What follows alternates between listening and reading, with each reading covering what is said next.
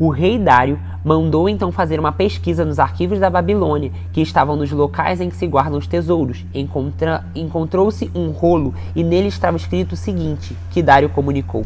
No primeiro ano do seu reinado, o rei Ciro promulgou um decreto acerca do templo de Deus em Jerusalém, nesses termos, que o templo seja reconstruído como local destinado à apresentação de sacrifícios e que se lancem os seus alicerces. Ele terá 27 metros de altura, 27 metros de largura, com 3 carreiras de pedra grandes e uma carreira de madeira. Custo será pago pela tesouraria do rei, e os utensílios de ouro e de prata da casa de Deus que Nabucodonosor tirou do templo de Jerusalém e trouxe para a Babilônia serão devolvidos aos seus lugares no templo, lá em Jerusalém. Devem ser colocados na casa de Deus. Agora, então, Tatenai, governador do território situado a oeste do Eufrates, e Setar-Bozenai, e vocês, oficiais dessa província e amigos deles, mantenham-se afastados de lá. Não interfiram na obra que se faz no templo de Deus.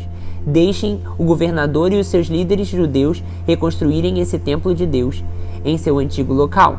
Além disso, promulgo o seguinte decreto a respeito do que vocês farão por esses líderes, os judeus, na reconstrução do templo de Deus. As despesas desses homens serão integralmente pagas pela tesouraria do rei, do tributo recebido do território a oeste do Eufrates, para que a obra não pare.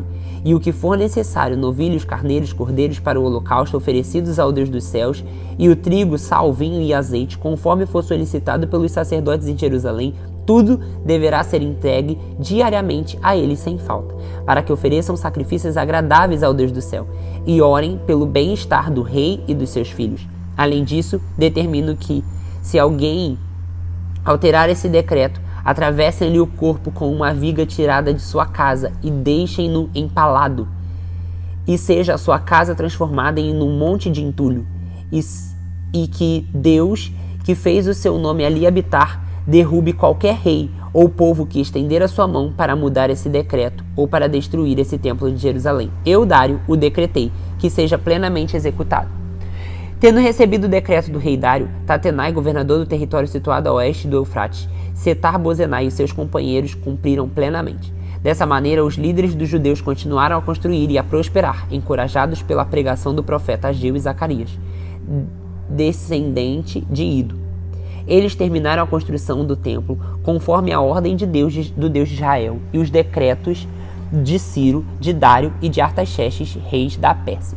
O templo foi construído no 3º dia do mês de Adar, no 6º ano do reinado do rei Dário. Então o povo de Israel, os sacerdotes, os levitas e o restante dos exilados celebraram com alegria a dedicação do templo de Deus. Para a dedicação do templo de Deus ofereceram 100 touros, 200 carneiros, 400 cordeiros e, como oferta pelo pecado de todo Israel, 12 bodes de acordo com o número das tribos de Israel. E organizaram os sacerdotes em suas divisões e os levitas em seus grupos para o serviço de Deus em Jerusalém, conforme o que está escrito no livro de Moisés. No 14º dia do primeiro mês, os exilados celebraram a Páscoa. Os sacerdotes e os levitas tinham se purificado, estavam todos cerimonialmente limpos. Os levitas sacrificaram o cordeiro da Páscoa por todos os exilados, por seus colegas sacerdotes e por eles mesmos.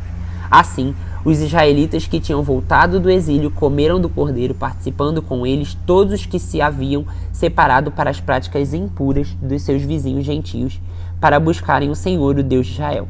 Durante 7 dias eles celebraram com alegria a festa dos pães sem fermento, pois o Senhor os enchera de alegria, ao mudar o coração do rei da Síria, levando-o a dar-lhes força para realizarem a obra da construção do templo do Deus, o Deus de Israel.